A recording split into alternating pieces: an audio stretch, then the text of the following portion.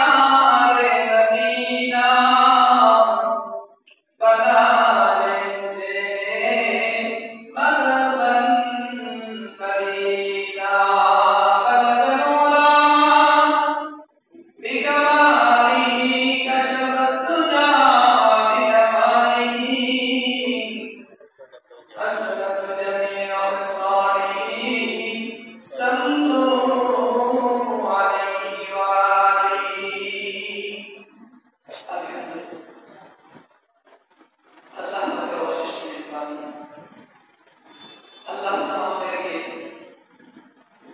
আসরের নামাজের পর আল্লাহ তাআলার মহান হুকুম আসরের নামাজ পড়ার পর একটি দিনই মজলিসে বসা কিছু দিনই মুযাকারা করার তৌফিক দিয়েছেন।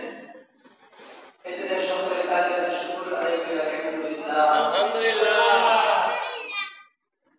সকলের কাছে অনুরোধ থাকবে যারা কাজ নাই, মুরব্বী মানুষ দোকানে বসে আছেন, এদিক সেদিক ঘোরাফেরা করছেন, মেহরবানি করে আপনারা মসজিদে চলে আসুন।